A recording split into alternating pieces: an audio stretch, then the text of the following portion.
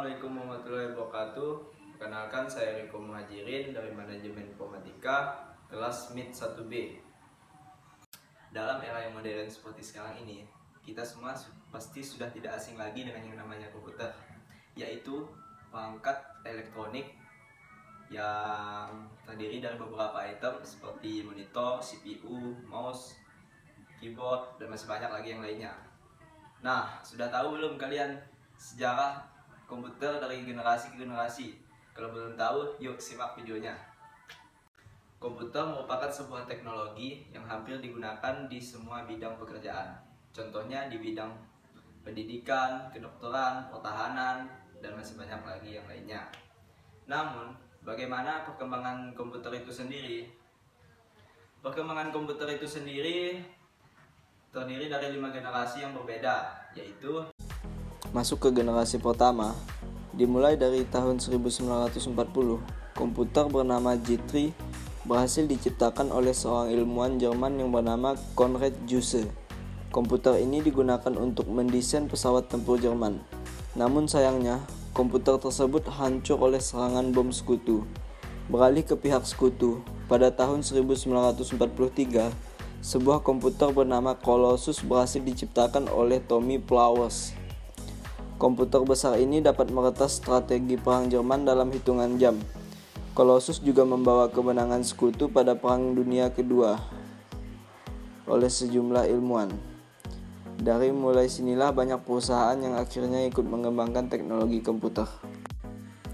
Dan memasuki generasi kedua, di generasi kedua, di mana vacuum tube dalam komputer digantikan oleh transistor. Komputer pertama yang menggunakan teknologi transistor ini bernama Unipac Lac, yang fungsinya untuk simulasi hidrodinamika senjata nuklir.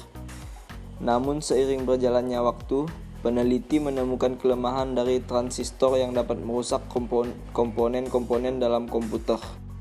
Dan pada generasi ketiga, terciptalah semikonduktor sebagai solusi yang dibuat oleh Robert Noyce. Komputer yang telah mengaplikasikan komponen ini disebut sebagai mini komputer karena ukurannya yang sangat lebih kecil dibandingkan komputer generasi sebelumnya. Tidak berhenti di situ saja, pada generasi keempat, ilmuwan terus mengembangkan komputer hingga terciptakan sebuah komponen Very Large Scale Integration atau VLSI yang di dalamnya terdapat ratusan transistor. Komponen tersebut digunakan pada komputer sehingga membuat komputer lebih mudah diproduksi. Selain itu, harga komputer juga menjadi lebih terjangkau.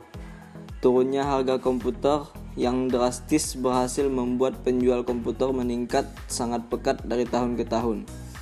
Hingga akhirnya pada tahun 1983, majalah Time menobatkan komputer sebagai sebuah hal yang paling berpengaruh pada masa itu. Memasuki generasi kelima, perkembangan komputer masih terus berlanjut.